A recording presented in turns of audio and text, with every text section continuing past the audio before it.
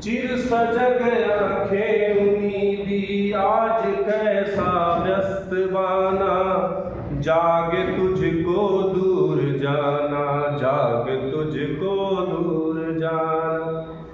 अचल हिमगिर के हृदय में आज चाहे कंप बोले, या प्रलय के आंसुओं में मौन अलसित व्योम रोले।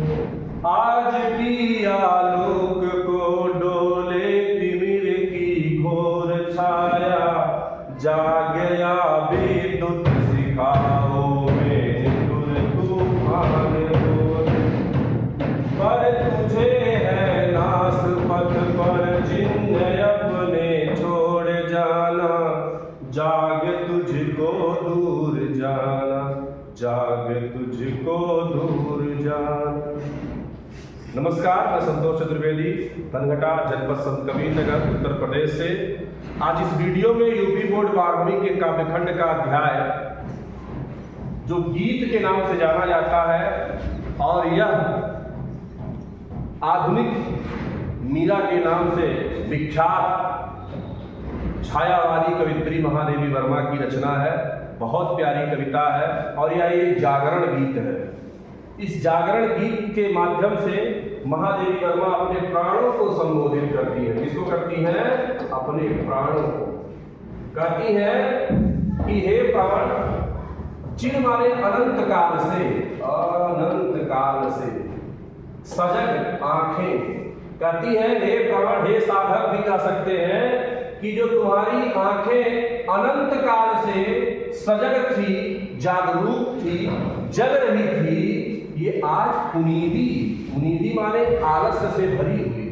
उनीदी माने क्या होता है? आलस्य से भरी हुई क्यों है? यानी कहती है कि हे साधक, जो तुम्हारी आंखें हमेशा क्या रहती थी? सजग रहती थी, चौकन्नी रहती थी, एक्टिव रहती थी अपने काम के प्रति, आज वो उनीदी माने अलसाई हुई क्यों है? अब कैसा व्यस्त बाना माने भेष, और तुम्हारा जो भेष है वो आज कैसा अस्त व्यस्त है। यानी तुम्हारा जो भेष है ये आज अस्त व्यस्त क्यों है? जाग तुझको दूर जाना, जग जाओ, तुम्हें अभी अपने इस साधना के मार्ग पर बहुत लंबी यात्रा करनी है। कहती है अगर किसी यात्रा पर हम जाएंगे तो उसमें कठिनाई जरूर होगी। तो महादेवी वर्मा जी कहती है कि छोटी मोटी कठिनाई नहीं, अचल हिमगिर के हृदय में आज चाहे कंप होले। अचल माने स्थिर रहने वाला, यानी स्थिर रहने वाला हिमालय का हृदय भले ही आज कांप जाए, या प्रलय के आंसुओं में, या प्रलय का आंसू, प्रलय रूपी आंसुओं को बहा करके मौन रहने वाला, अलसित माने आलसी, व्योम माने आकाश, रोने लगे, यानी प्रलयकारी वर्षा होने लगे। और आज भी आलोक माने होता है प्रकाश। क्या होता है? प्रकाश। यानी भले ही आज आलोक माने प्रकाश क्या कर ले? तिमिर माने होता है अंधकार को क्या कर ले? पी जाए, निगल जाए। भले ही आज भले ही तिमिर माने होता है अंधकार, आलोक को पी जाए, मतलब होता है प्रकाश को खत्म कर ले, प्रकाश को निगल जाए, प्रकाश को नष्ट कर दे, और नष्ट करते हुए डोले माने होता है घूमे। जग जाओ विद्युत शिखाओं में, यानी भले ही विद्युत शिखाओं में, यानी कड़कती तड़कती बिजली के बीच में निठुर माने होता है निर्दयी, तूफान बोलने लगे, यानी तूफान आ जाए।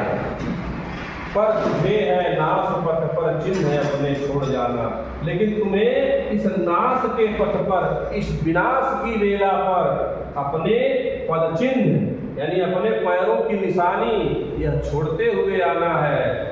जाग तुझे दूर जाना, हे पथिक जग जाओ, अभी तुम्हें संसार में बहुत लंबी यात्रा करनी है। यहाँ देखिए,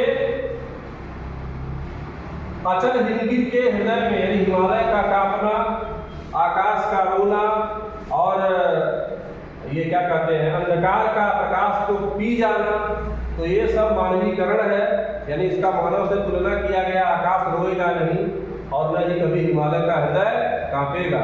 तो यहाँ पे मानवीकरण अलंकार है।